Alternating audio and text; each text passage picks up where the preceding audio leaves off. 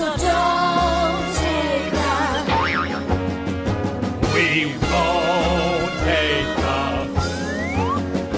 Yes, let's be the Pods.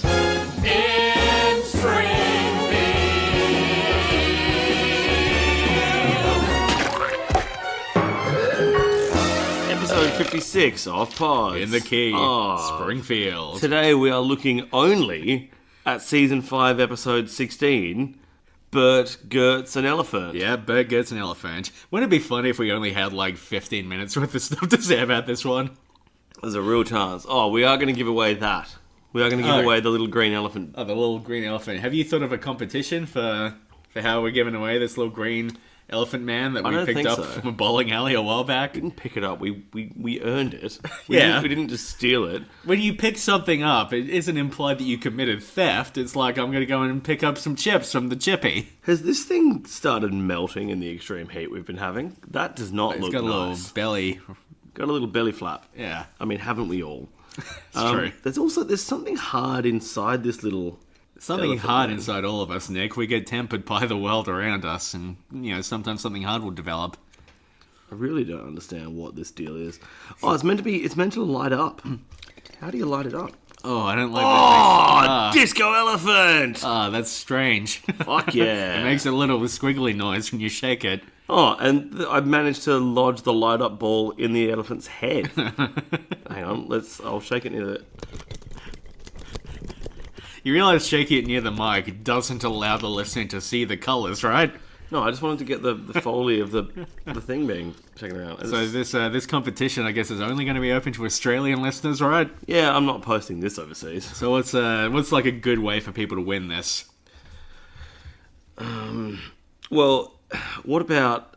And we probably shouldn't brainstorm this on the episode, because I'll give an idea and you'll go, that's not a very good idea. What if we did something like the prize... So the conceit of this episode was that Bart picked the elephant instead of the $10,000 prize. Yes. Maybe people should tell us what they would do if they had won the $10,000 from KBBL. Sure, okay. And the answer that makes us laugh the most wins the elephant. Okay, so to win the little green elephant that lights up that we won with a bunch of tickets at a bowling alley, and I don't know, are we going to throw anything else in there? No, just this. Okay. Alright, to win that, so email us at podsinthekeyofspringfield@gmail.com. Tell us how you would spend the $10,000 in lieu of the elephant. And then we give you the elephant. Yeah. So try to come up with something funny. How long should we give them? 2 weeks? 1 week? Oh, I thought you were going to ask for a word limit. How long should we give them? 300 words? 400 words? I'd really like to take that tag off so I can get a photo of this little fella. Oh, you can do that after. Yeah, I could. But you won't. Nope. Okay. So, sandwich, underpants, bowling ball, more underpants. Very good opening to an episode, I think. Yes, okay. The opening of the episode, Bert gets an elephant. Yeah, Bert gets hurt by an elephant. I want to say up front, this episode has maybe the silliest premise of any episode we've watched yet. Sillier than Deep Space Homer? I think so. Yeah, I think I kept you're right. I think you're right. at least that's like a real job somebody could have, and they actually do set up to explain why Homer goes into space. Well, you know elephants actually exist. Yeah, but like, you know, it's... That would have been amazing. It would have been an amazing take if you're just like, look at this funny thing they invented. A what? An elephant? I believe I turned to you at one point and just about had a breakdown saying, what is going on? Why do they have an elephant? This is so silly. Yeah, you also said, and I think this is a very good point, that this is like, if you saw this with no context, you'd go, well, this show is not going to last very long. Yeah, this show has run out of ideas. They're already at the point where they're giving, elephants to kids. To be clear, this is a very good, fun episode, but it is also wild. Yeah, it's wild. Wild, wacky stuff. Wild, wacky. It is. This is actually an episode of Totally Wild, dealing with elephants. Totally Wild being an Australian nature show. Yeah. Kind of. Making Marge Ranger Stacy. Yes. So yeah, we start off with the house in a state of absolute squalor, which pretty relatable, I thought. But Yep. I only have myself to blame for my house being kind of messy. Yeah, it is. It is fun when people come around to my house and go, wow, you must host a lot of parties. And I'm like, nope, it's always this messy. Yeah, I've had, more visitations recently to my house. I've been trying to keep it a little clean, but it's It's hard, like, you know, my bathroom seems to just fall to pieces if I leave it for like 3 days. I don't understand how. It's just me using it, mostly. It's, When you say visitation, it makes it sound like some kind of like supernatural, like there's some kind of spectre in your house. well, there has been a ghoul coming. Oh, a little green ghoul? A little green elephant-shaped ghoul? Yes, a polyester ghoul. I was listening to that Regurgitator album yesterday. So shiny. Yeah. That's actually that's funny. Yes. That would be that's good fertile ground for one of those like one verse parodies. Something that I hate is when someone goes, "Oh, this is a funny idea for a parody song," and then they try to recreate the whole 3.5 minute All song. they have is the chorus. Yeah, and it just doesn't work. And they're just strumming their ukulele and just trying to get back to the chorus over and over again. It's like, you only have one joke. What was that noise? That was an elephant. I don't know. You're going to go investigate. I might. It's probably not a man coming up the stairs. I think it's just something settling in your kitchen. I think the ghost is back. We don't actually have the ghost on this episode. Sorry, it sounded like a noise that was loud enough that I should isolate what it is in case it's a problem. I think it's just, I don't know, something in your sink or in your bin just resettling. But who knows? Yeah, I'm just making sure that nothing's in danger of falling. Ah, that's fair. Because what if it had settled into a precarious position? Okay, yes. That is fair, but your kitchen's fine. Everything gonna be alright. Who's that man coming up the stairs? Alright. Who do you think that man is there? Sneaky peeks. We are like the dreamer who dreams and then lives inside the dream.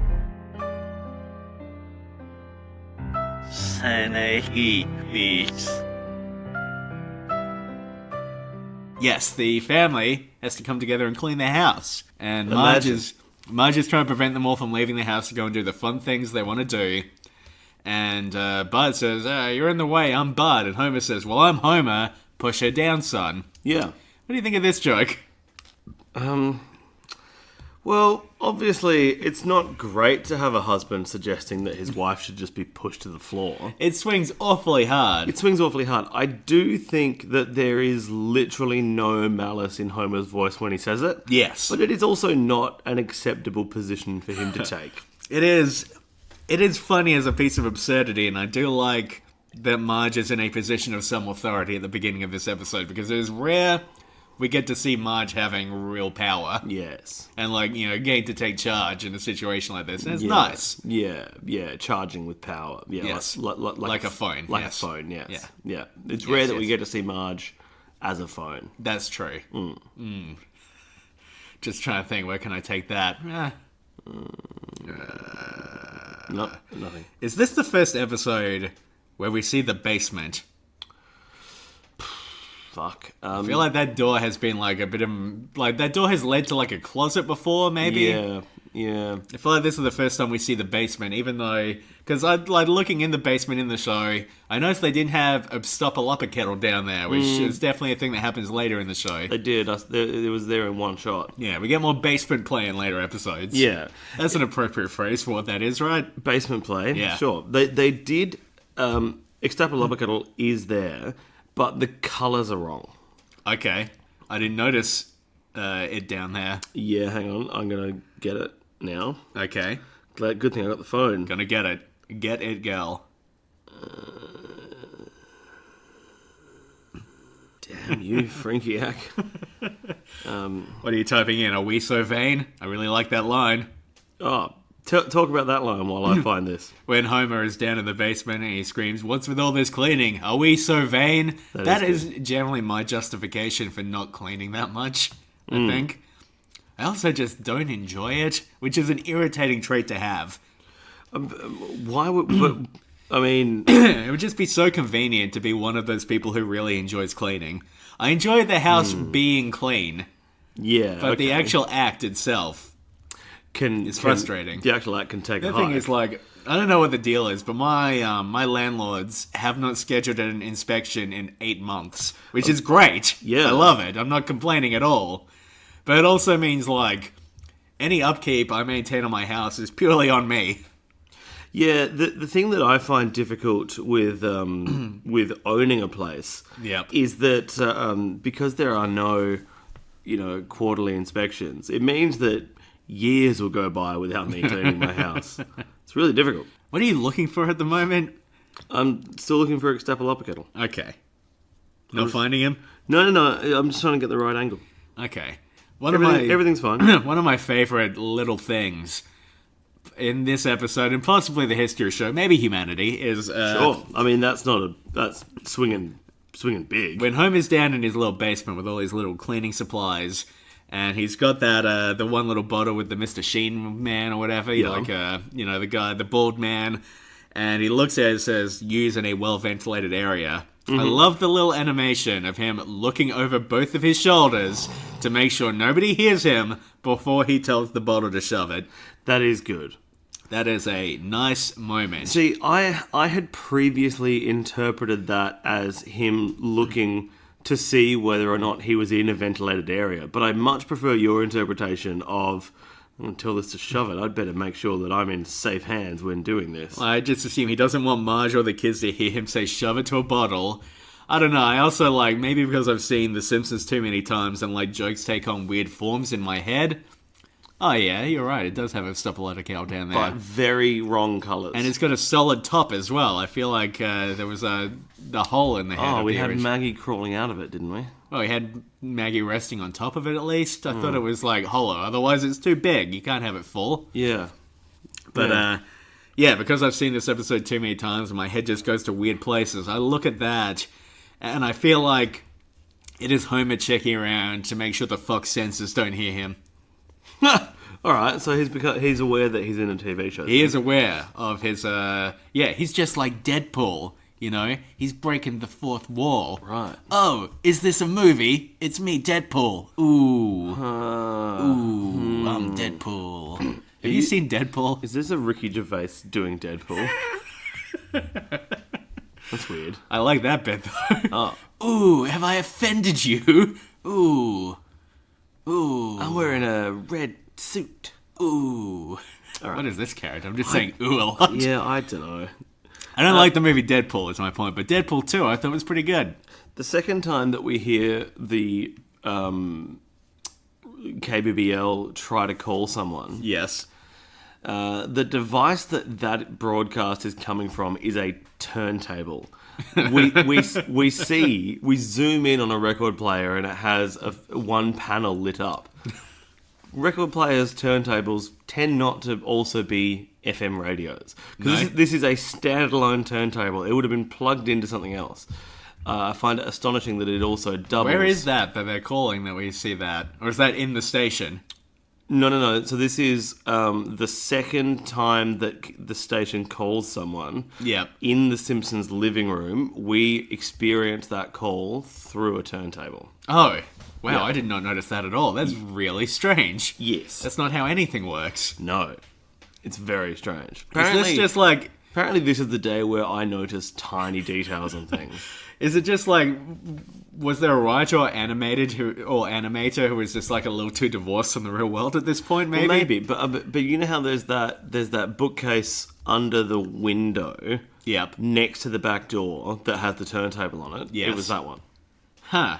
And I think they just needed another device through which they could show the broadcast because they've already used 4 fucking portable radios. There are a few instances in this episode of the house just morphing in weird ways. We've got this basement, which we haven't seen before.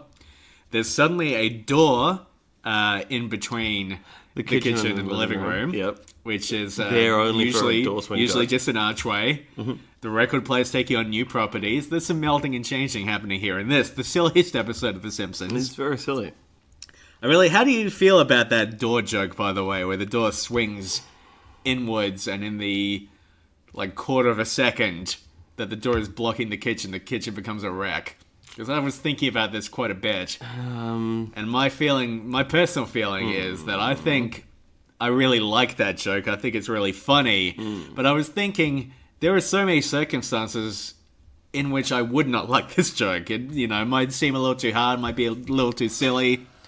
Ooh, the coffee machine's arcing up. Coffee machine's Coffee popping machine's in. got an opinion. Coffee machine's popping in to say that it thinks the door joke is fine. I think the coffee machine just wet itself. No, it's part of its rinsing process when it turns off. Yeah, it just takes a little piss. Are you accusing my devices of being incontinent? I don't think it was an accusation. Oh, that's fair enough. Are you implying? Yeah, I suppose so. Excellent. I think that's fine. Yeah, it's probably fine. Yeah, do I like that door joke? I don't know. To me, like I think I like the door joke because there's no laugh track associated with it. If that was in the Flintstones and there was like a solid 5-second laugh track sting after it, Yeah. I would actually dislike it quite a lot. Did the Flintstones ever do a house cleaning episode where they just have to deal with like all the animals around the house? Oh, maybe. I don't know. Just, the pelican's filthy. It's a living! They go like clean all the birds around the house. Oh, There's bird shit all over the living room. the elephant that squirts water on us while we're showering, which is astonishing because That's where their elephant was. in the world of the Flintstones, Yeah. buckets must exist. In what world is getting a elephant to blow water at you out of its trunk preferable to a bucket? At no point did Stampy in this episode blow water on anyone either. No. No. Thereby proving that The Simpsons and The Flintstones are different programs. More realistic, yeah, I suppose. much more realistic. That's fun. Questions about the radio hosts. Yes. Why are the hosts the ones responsible for doing the negotiation? Surely KBBL... So when Bart's saying, no, I want the elephant, and they're saying we Yes. don't have one, surely the KBBL has a legal team that can do this. Or a manager or something, not the radio hosts. That was my first note. It does seem like they are CEO of the company as well as the two hosts of this one particular program. But then they are reportable to someone because there's someone who has the DJ 3000 and she says, true, yes. you're going to lose your job. So then not only... I've got two notes here. The I've first got a one... bunch of notes here. Why are the hosts doing the negotiations? Second sub-note, why are they responsible for sourcing the elephant? You've got to get this kid an elephant by tomorrow or you lose your job. Why is that their job? Yeah, we don't really see how they go about sourcing that elephant either. No. I imagine it was quite expensive. I imagine it was quite expensive too. Probably more than $10,000. Yes. How much? I mean, really, like... Can you even buy an elephant legally? I mean, when they're like, the elephant is meant to be the booby prize, but like, an elephant is quite valuable. Yes. Yeah. Yeah. I mean, the ivory alone on that thing. Oh, yeah. Okay. Yeah. But, I mean, and the meat, the sweet, tender meat of an elephant. And surely you would need, like, there'd be pretty strict, like, council guidelines on this, wouldn't there? Oh, yeah, definitely. Yeah. I mean, some councils don't even want you to have big dogs. How are you going to get away with an elephant? Well, I guess if you dress it up as a big dog. Oh, that's Just good a Doberman. Ah. A Doberman pincer. Is that just your favourite breed of dog to A say? Doberman. That's funny. That's also my wrestling persona. He's the Doberman. Yeah. I didn't know you wrestle. This is a slightly lower energy recording than the last one. So much lower energy. The line, the radio host line, hot dog, we have a wiener. Yeah. I feel like that's one of those lines that is now just so ingrained within myself and society at large that it no longer feels like a joke about a shit radio line. Yeah. It just feels like the thing you say in the situation where you might otherwise have said hot dog. It has given it a new life. A new life. A new life. A new life. Yeah. So My life. No. Hey, it's me, Deadpool. I'm back now, baby. Fuck all of these people. I'm on a podcast. Can I talk about Arboretum Guy? We're a while off of him. But Yeah, okay. I've got some more notes. I'm a big fan of the scene where they talk about turning Skinner into a lobster-like creature. Yeah, that's fun. Because I feel like I'd like to see what that process was like. Interesting. I mean, I imagine it would involve some dyeing skin red. I imagine it would involve a pincerization Pincerization. of I've his... been meaning to say, have you been getting pincerization? Your fingers are looking awfully pincery. Yeah. I'm slowly working my way there. That's why I know so much about the lobsterization You're becoming much process. more clawed than you were before. Yeah. I also, look, I recently saw James Wan's masterpiece Aquaman. Right. Okay. And Look, I really liked Aquaman, but there's a... For any listeners of The Dollop, who controls the fish? Yes, exactly. And they keep talking about this brine kingdom throughout the film. Like, okay, we're gonna... There are like 7 realms, and only 4 of them are still around. It's a very nerdy film, but they keep saying like, okay, we gotta get these realms together to go and contact... We gotta go and fight the brine kingdom. Which are the cardinal realms, and which one are the theological realms? I think they're all theological, baby. Under the sea. Baby. So the brine. So everything's fine in the brine. Yeah. So they've got to go and take on the Brine Kingdom. Right. And like 2 hours into this movie, we finally get to go to the Brine Kingdom. And it's just all these lobster men. And it's amazing. Yeah, just right. lobster men and giant crabs. And the lead lobster is voiced by Jonathan Rhys-Davies. And it's fucking great. That sounds They wonderful. just go to war. All these like people on like... war seahorses fighting lobster people, and then Julie Andrews appears as a giant kraken, and it's so good. That sounds wonderful. Yeah, it's a great film. Is there anything to do with the 4 seahorses of the apocalypse? Oh, there's more than 4 seahorses. Oh, I see. Dolph Lundgren plays the head of one of the realms. What more could you want in a movie? I mean, it's an interesting question to At ask one me. point, a bunch of people in reverse aqua suits that look like PlayStation 2 villains burst into a house and start explaining how the Sea Queen has broken ocean law. It's the best film ever made. Well, it's pretty good. Reverse aqua suits. Yeah, because when they leave the water, they need suits that will hold water in them. Sure, I see. Yeah. I see. And the Also, design- so it's literally a wet suit. Yes. A suit that is kept wet at all times. That's fun. Yes. A lot of synth music, a lot of lasers. Sure. Yeah. So is one of these realms? Yes. No, I can't find a way to organically work this into the narrative that you've just put forward. I want to make a joke about an actor called Bryan Cranston, who does Breaking Bad, but much more salty. Okay. What's the pun there exactly? Bryan. Oh, Bryan Cranston. Bryan Cranston. Yeah, there we go. Okay. Yeah. Star of Breaking Waves / Sure. Bad. And Yeah. what's a good Malcolm thing in for the Malcolm in the middle of the ocean. Oh, we got that. Yeah. And whatever else he's done. He was in Godzilla. That doesn't really lend itself to anything. What's he in? The Upside. The Underside, I guess it would be. Sure. Yeah. Okay. Bryan Cranston, if you'd like to be on the podcast, we are open to it. You're also in Sneaky Pete, I think? We will pickle you. Sneaky Pete. Sneaky Pete. Not to Formerly- be confused. formerly Chucks. That's our... that's our spin-off podcast about the amazing adventures of Pete and Pete. What is that? It's a Nickelodeon show from the 90s. Oh, okay. It's about 2 brothers. How do I not know a 90s kids TV show? I know. That's weird. I would have assumed you were well-versed. Yeah, turned out poorly versed. That's true. I like the scene Yeah. in the Simpsons episode, Bart Gets an Elephant, Oh, where the Grandpapa Simpson and Jasper are listening to the radio, and they can hear Bart screaming, "Where's my elephant?" yes. And Jasper says, "I love this song. Reminds me of elephants." That's very good. That's one of the Simpsons has ruined my life moments, where I often say things remind me of elephants, but I'm not thinking about elephants often. No. No. Something I find strange, and this is one of those moments, we've talked about this occasionally before, that every now and then the entire town seems to be doing the same thing.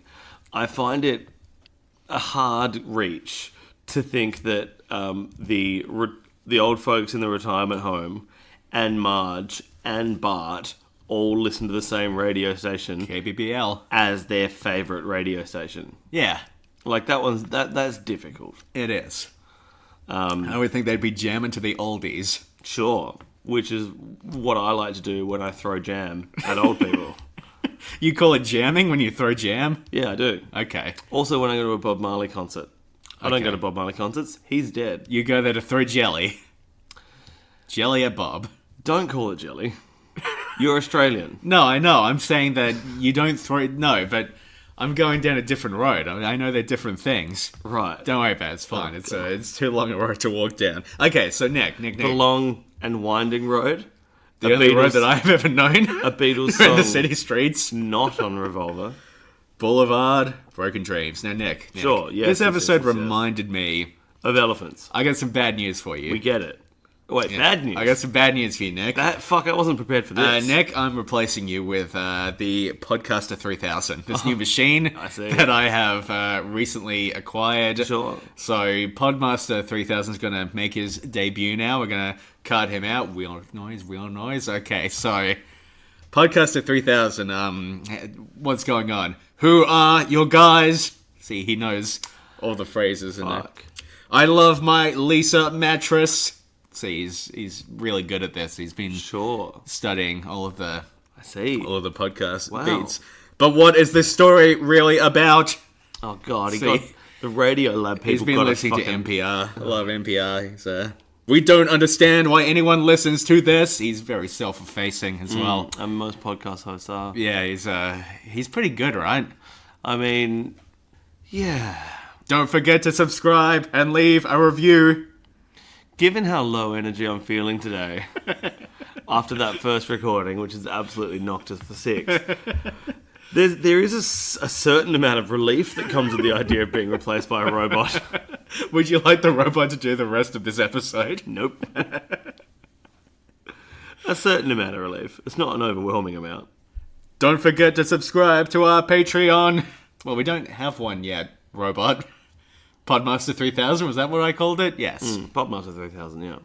Okay. Why do you need to remember what you called it? It's written right on this machine that you've brought Yeah, it's into my house. all over the front of the machine. I also find it strange that you've been here for 4 hours now, and at no point have I thought to ask what that machine in the corner was. Yeah, well, it only just arrived. It was busy recording Chapo Trap House. Who delivers shit on a Sunday?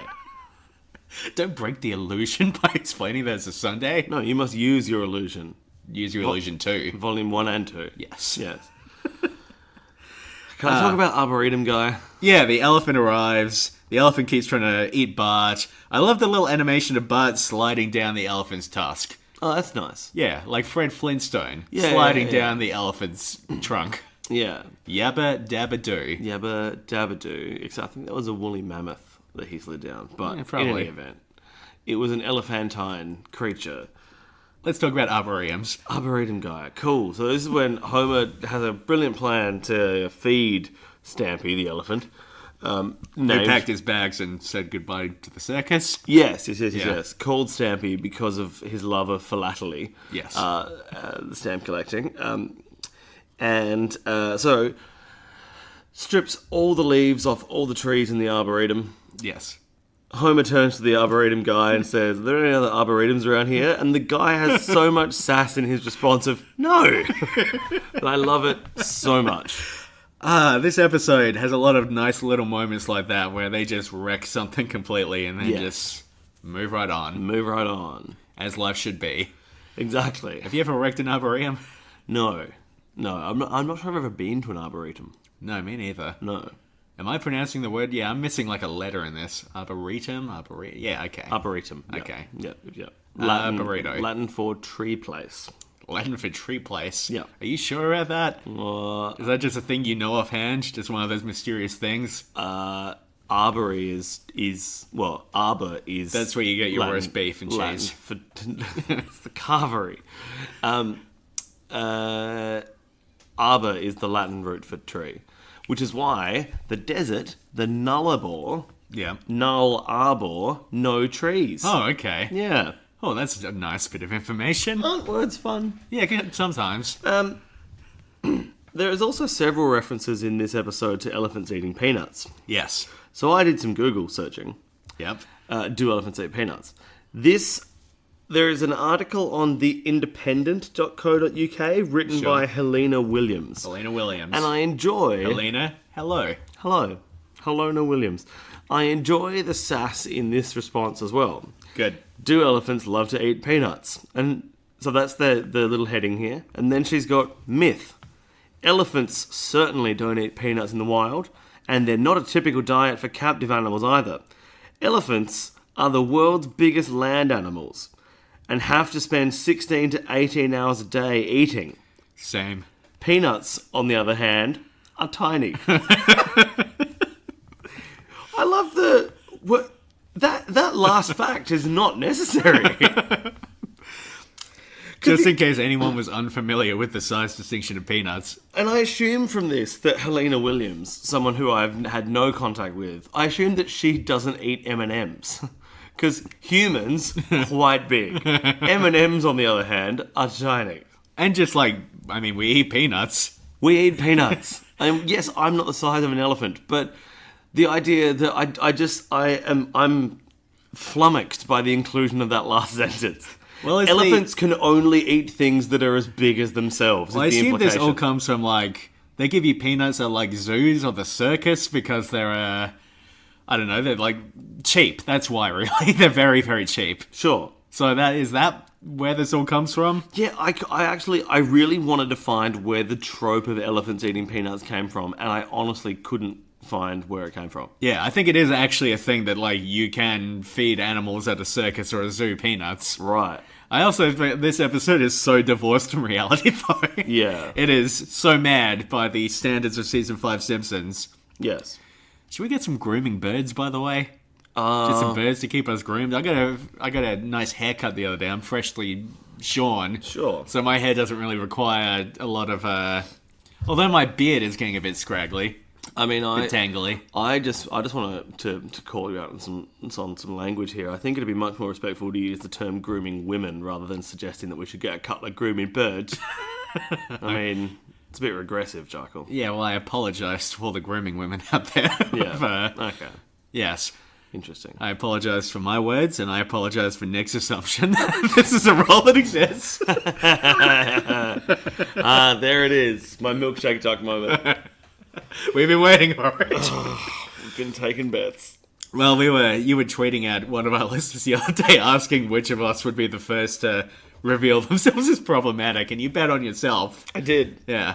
I did.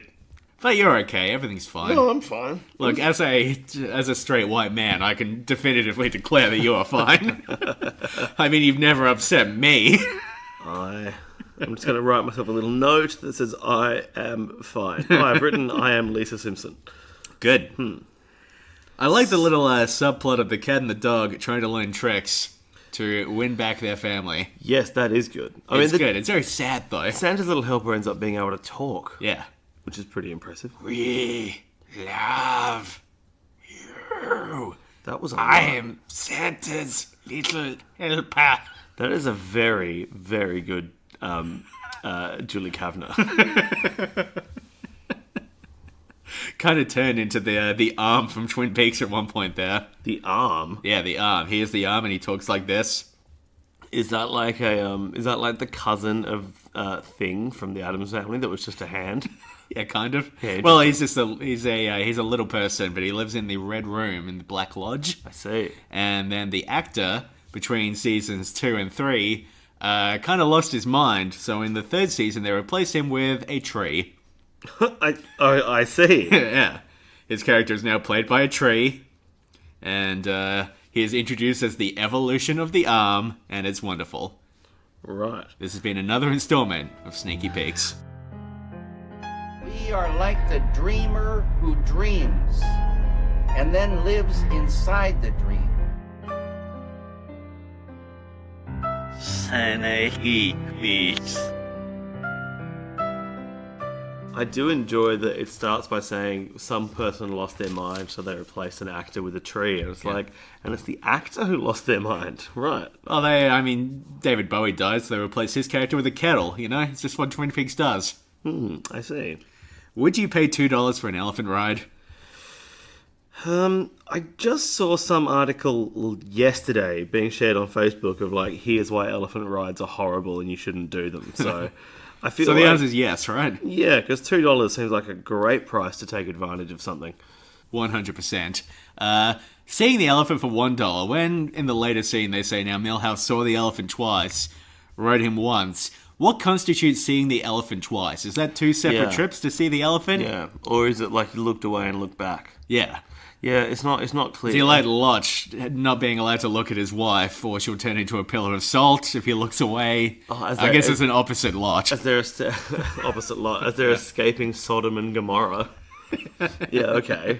Man, isn't it amazing that people think we should take our our day-to-day life lessons from a book in which someone gets turned into a column of salt. Yeah, because her husband looked at her.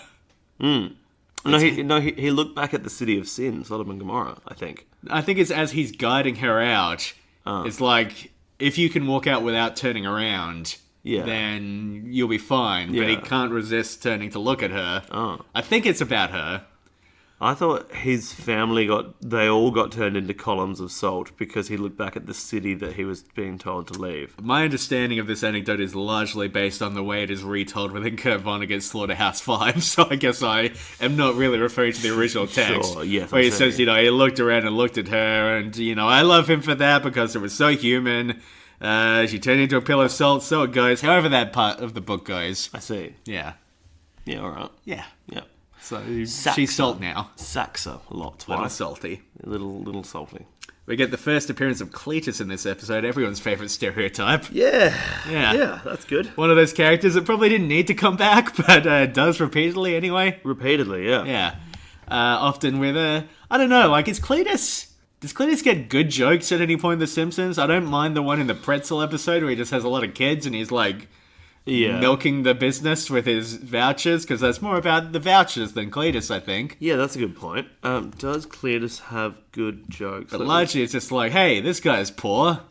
I got a laugh from when he's up on the telephone pole. Hey, I can call my mom from here. Ma, get off the dang roof. That is good. I do like that. I do enjoy that line, especially because I enjoy Because the it's way playing against expectations. it is. It's playing against expectations, and I enjoy the very interesting pronunciation of roof that he goes for because there's a bit of a W in there. Get up the dang roof, Roof. So I met a dog once that could say its own name. Its name was Rufus. I just Ties into two notes that we've just made there. That's very nice. Rufus. I just realised I need to get to the shop before 5 o'clock. So Okay, well, it's 4:04. 4:04. We're good. We're good. Everything gonna be alright. Rockabye. Fucking, he's done it again. Rockabye. That's a recurring segment on this. It's sneaky Sean Mullins. Eventually we meet Mr. Blackheart, who is looking to buy the elephant. And he seems like a pretty good dude, right? Yeah, I don't think there's anything. Nothing nefarious. Nothing about Mr. nefarious. Blackheart? No. Bitchin' name. Yeah, he calls Lisa my pretty, and that's a nice thing to, you know? My pretty. Yeah. I wonder if he was responsible for starting the brand of guitar amp, Blackheart. It's a possibility. Not likely. Have you is looked note into the I've just history of written myself. Blackheart? I have amps? not. And I suspect I won't. Didn't do your pre-game research? No, not on Blackheart amps. Now, Homer, when he's talking about Mr. Blackheart, he says somebody who has a lot of ivory is less likely to harm Stampy than somebody whose ivory suppliers are dangerously low. Is it just me? Or do you also sometimes unironically adapt that viewpoint for your own life and the incidences that occur therein? Yeah, I think that's that. I mean, it's obviously flawed on many levels, Yes. but it also does make a degree of sense. Yeah, there is some logic there. Yeah, there's heaps of logic there. I mean, not heap. There's some logic. Some. It's like a line that genuinely does adapt to different situations where you're not dealing with somebody whose entire life is based around ivory. Have you got a specific example up your sleeve? 'Cause No.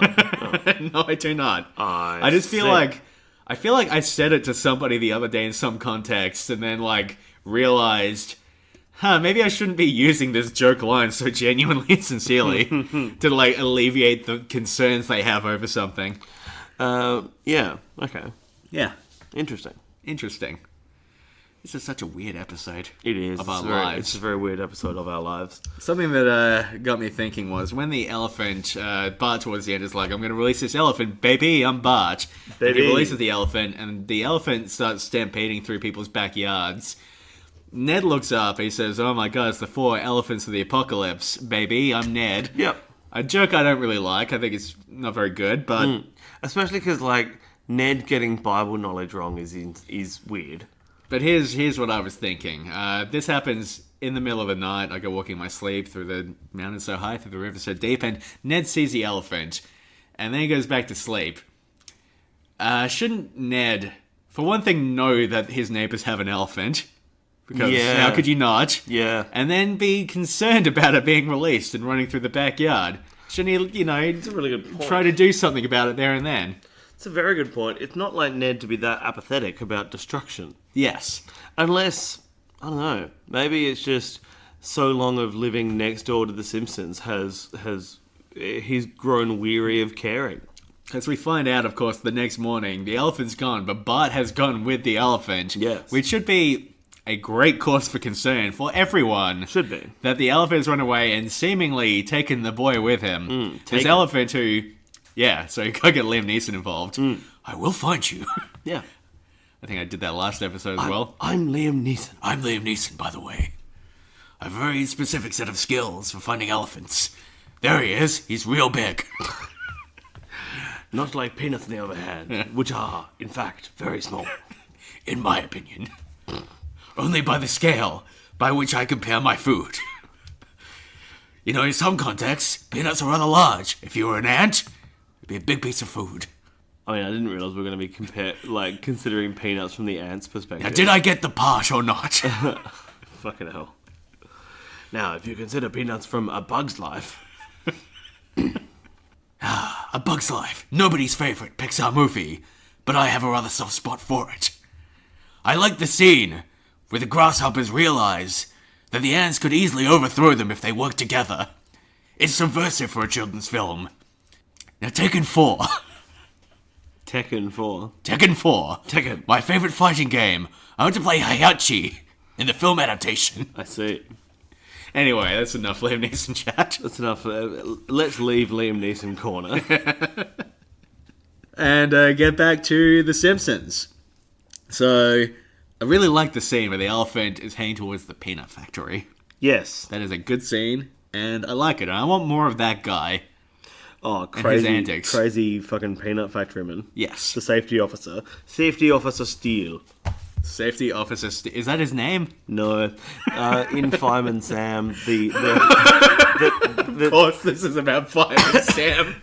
the chief... Why do you bring up Fireman Sam so often? Anyway, carry on. The chief is called Station Officer Steele. That's all. Okay, at the peanut factory in Fireman Sam? Yes, at the peanut factory in Fireman Sam. I don't sell roasted peanuts here. I sell regular peanuts. But it keeps catching fire.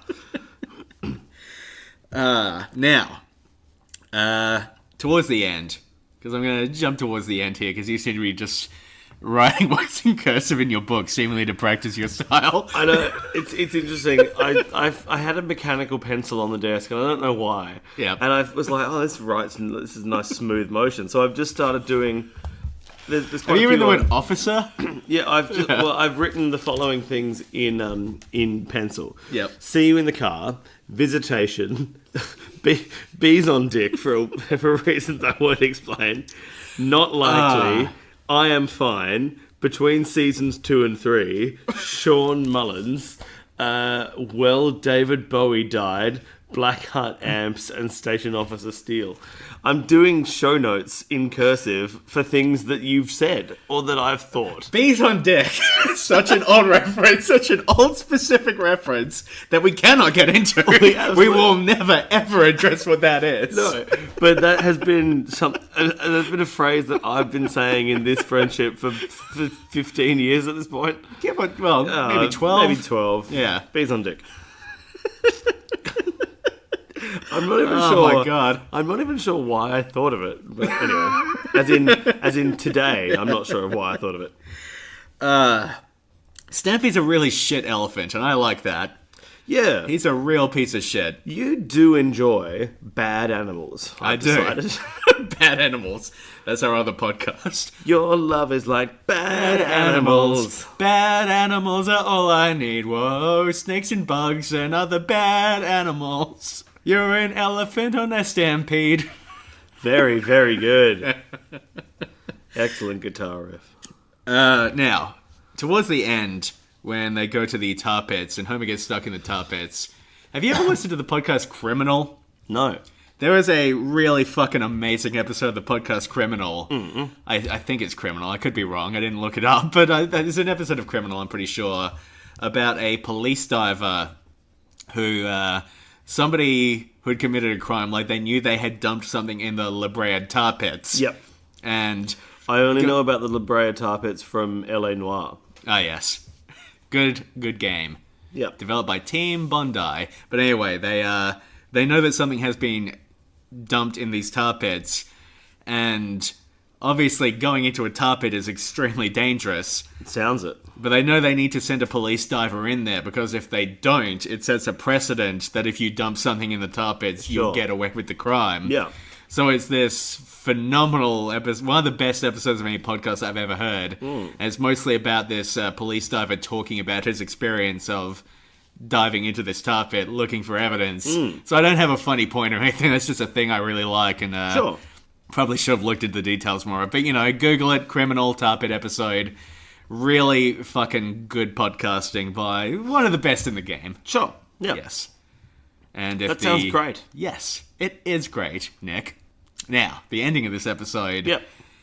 Maybe one of my favorite episode endings, I think. Interesting. Because of something they say on the audio commentary for this episode. Okay, here Again, we this go. is another one of I've listened to these audio commentaries once 13 years ago and mysteriously remember a lot of it. Now, when they take...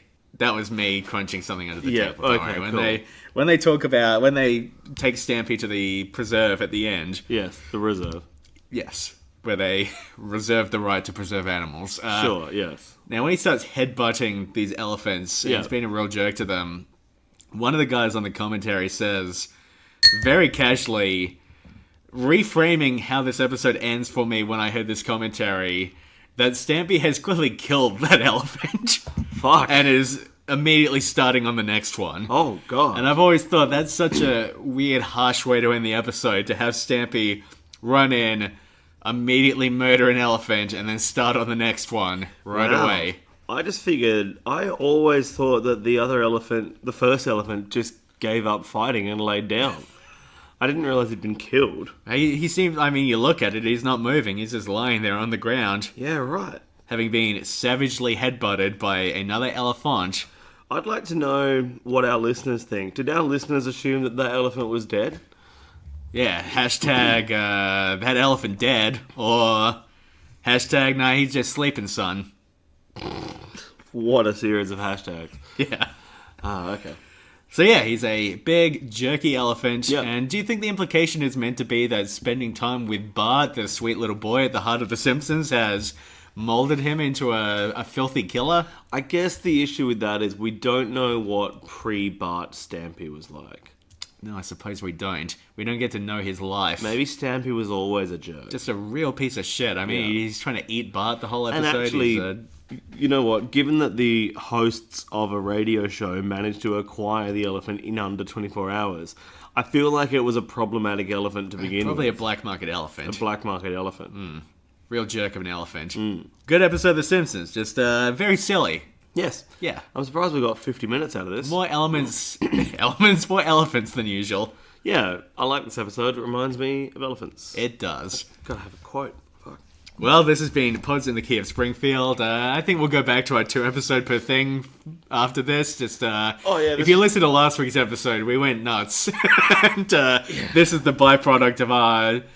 We ate a good banh mi and a cold roll each. Yes. Had a can of drink. Yes. And this has been us coming down off of that. A can of drink. Are you my granddad? Yes. Oh, excellent. Have I not mentioned that before? Oh, that's weird. Anyway, we have been Pods in the Key of Springfield. I'm James. He's Nick. We Yeah. are part of the A Lot of Green Network. A lot of shows on there. They're all good. Why not listen to them? What are you so afraid of? Just do it already. Just do it. You can email us at podsinthekeyofspringfield@gmail.com, and you should, for the competition we mentioned at the start of the episode. Little green elephant. Win a man. little elephant. We'll put a photo of the elephant up on our socials so Yeah, you know what you it can is win an you're bidding elephant. for. What are you afraid of? Just do it already. Come on. Open to Australian entrants only because international shipping is expensive. Yep. Which means you've got a 1 in 3 chance of winning. I don't know. We had more interest in the last competition. That's true. Anyway, thank you for listening. Woozer Wuzzle. Bees on tick. No. Not acceptable. Okay, hang on, let me try again. Okay, Woozer Wuzzle. Stop that, Mr. Simpson. There we go. Bye.